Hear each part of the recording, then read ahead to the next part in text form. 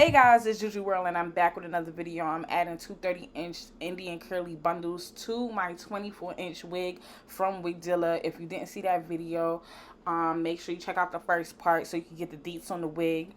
This really is just me showing you guys another tip in case you have a wig that you want to add length to. So I'm showing you guys all the things that I did and how I added my length to my wig, and I'm also going to be reinstalling the wig, showing you guys how I did fresh new baby hairs and everything. So stay tuned, because my first video I didn't have baby hairs, so stay tuned for that and enjoy. Thank you guys for watching.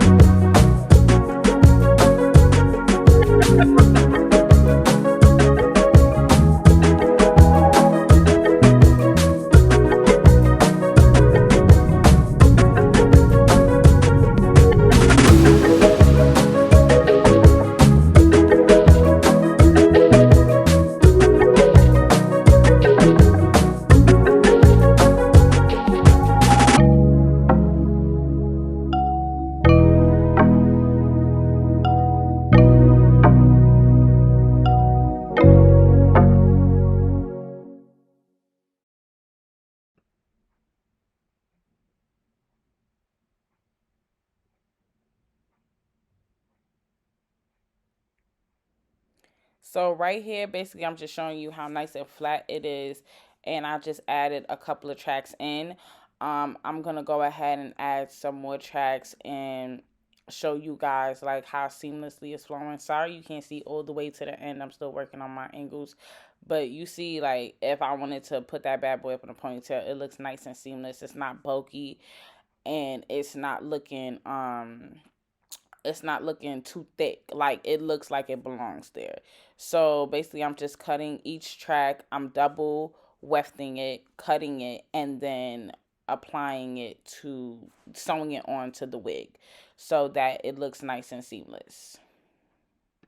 So what you're going to see me do here basically is flip the wig over, and I'm going to add the rest of the first bundle to the underside of the wig. The reason why I'm doing that is because, one, I want to retain my length. I want my ends to look nice and full. I don't want to have to cut it. And if I don't do that, I may have to cut it, because obviously this is not a wig I made. So I can't just go in a rearrange tracks and all of that, or whatever the situation is. So because this is a pre-made wig and it's manufactured, I want to make sure I have maximum length, and I can add in maximum space, meaning that I don't have to cut any of my length off of my hair, because I want it to be 30 inches. I want it to be nice and long, and I want it to be full at the ends, and I want it to be thick. I want this hair to be big and flowy. That's the look I'm going for. So when I'm doing this, I'm keeping in mind the look I'm going for. I don't want to have to cut. Who buys a 30-inch bundle to cut it into 28? You know what I'm saying? Nobody wants to do that. Or the 26 to make it look good. You feel what I'm saying? So because I want this specific look I'm going for in my head, I am using the underside of the wig to attain that look. So as you can see me here, I'm making sure I'm not going past that brown line, and I'm making sure that I'm sewing as much hair as I can put, which is basically about 2 double tracks I'm gonna try to put there, so that I can get the look that I'm going for, and I don't have to sacrifice my length, or I don't have to sacrifice my fullness the way that I desire. So that's how I'm going about trying to basically get this look together. So that's why I'm going this hard. And if you have a wig that you made and you're deciding to add bundles to it, and you want a fuller look, or it's thinning or whatever, you can do the same trick with your bundles. Just make sure if you're using that thick like the spandex dome cap, make sure you don't go past that band, that thick band that's on there, and you could attain the same look. You know what I'm saying? You can use the same tricks basically on a wig you made, or a wig somebody made for you, or a store-bought wig. You know what I'm saying? Or whatever. However it may go. Same tricks apply. You just have to learn how to work it for you.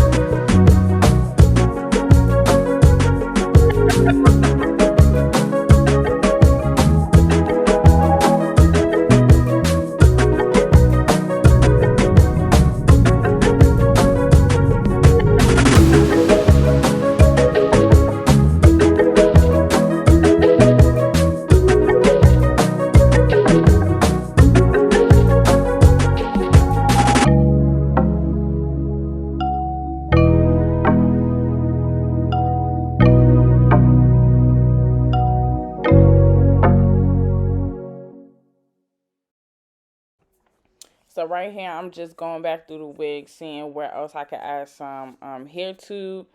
And I'm just going in, trying to make sure when I add the hair that I'm also creating neat spaces. You don't really want the hair to be jumbled up because you don't want to cause excess tangling and shedding.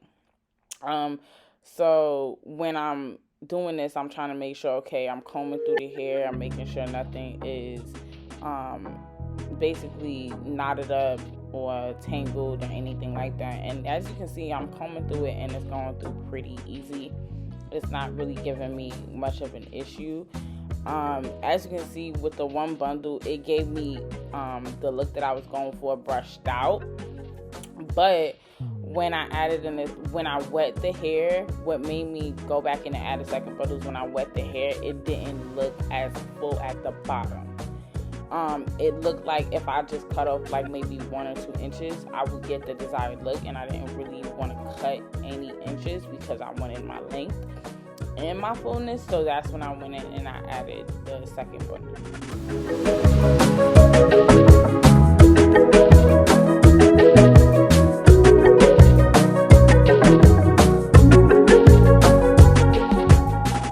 So right here, I'm doing my edges, and as you can see, my edges are very thick, and this edge booster is finna, okay, it's about to make magic with it. So I use the coconut flavor, I guess you could say, the coconut flavor edge booster, and it's the what should we call it? It is the, I'm chatting on the phone, but it is the what is it call it? It's the edge booster. Oh, the hold on it is number 5. I'm sorry, I have a brain fart. So right here, I'm just tucking my extra edges under my wig cap. I like to do that when I first do it because it is just, nobody wants extra hair just sitting. You don't want your ends if unnecessarily just sitting out. So I prefer to tuck it. That's me. But yeah, so I just tuck my edges under the edge cap. As you can see, my edges are very thick. And yeah, nothing is not going to lay them down that easy. So that edge booster definitely leaves my edges feeling, woo, looking like $1,000,000. It's able to blend my hair in with my 5x5 closure wigs, because you don't want to have your edges just out and they not done. So if they're not all the way tucked under your cap, you should at least attempt some type of baby hair, some type, because it's just gonna, it don't have to be as dramatic as I'm doing here, but some type of baby hair should be attempted. If not, it just doesn't look good. Okay, so right here, basically what I'm doing is adding powder to my cap. I'm using golden almond bronze color in Black Radiance powder. I use this all the time. I use this for my face. I have one for my face and one for my wigs and stuff like that. So yeah, so this is what I'm doing here, whatever, and basically I have my wig, and I'm gonna do the same thing I just did. Use the same powder I used on my cap on my lace. Sometimes you can mix powders depending on if you're trying to get the perfect color, but this is like my perfect color for right now, so I'm going in with this color. Depending on what type of lace you're using, sometimes it's weird with it, but depending on what type of lace you're using, this is my perfect color. So we're just gonna keep it going with that.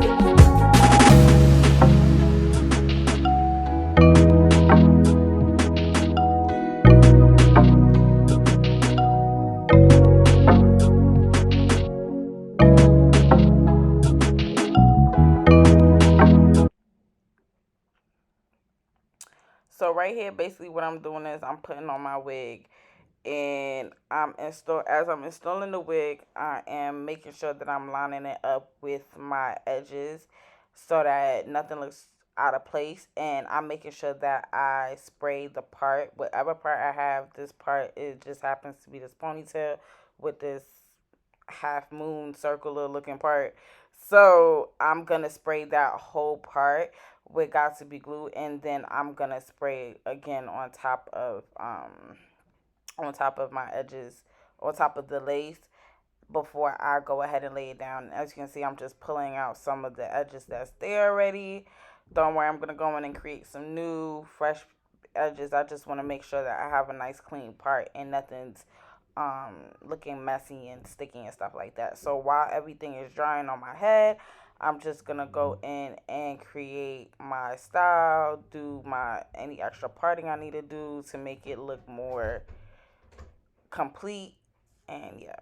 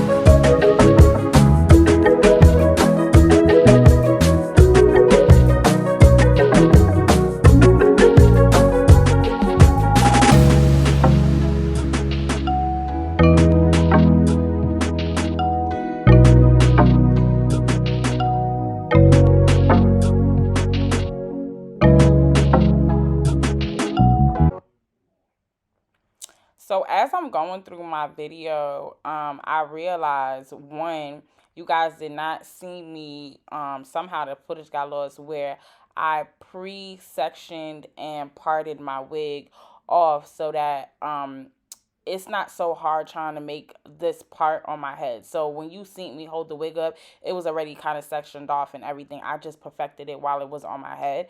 That's kind of why I like to do my styles, um, depending on how sure I am about what I'm about to do. I like to do it on the mannequin head as much as possible. So I do my plucking, I do my styling, I do as much as possible. Hot combing, like right here, I'm hot combing the hell out of this wig. You feel what I'm saying? Again, just to make sure it's giving all the vibes that it's giving. You see, I'm using my ERIKA J wax stick. Like, I love that drawing. You feel what I'm saying? Like, it's one of the best wax sticks, and it smells so good. So I'm using that to help me mold and prep my hair to make sure that everything is aligning the way it needs to be. Because, and right here you can't see me, but what I'm doing is I'm pulling out my baby hairs. I'm sorry I'm not in the camera. I apologize, but I was trying to make sure I was perfect, so I was all up in the mirror. My bad for that. But I apologize for losing that footage, but I did pre-section and part my hair. So if that's the tip for you guys as well, like, make sure you do as much as you can on your mannequin head, because it's going to help. Because, I mean, it's harder to do certain hairstyles on yourself. For me, at least. Like, it's harder for me to do, like, braids and, like, some certain type of ponytails and stuff like that on myself versus if I do it on the mannequin head.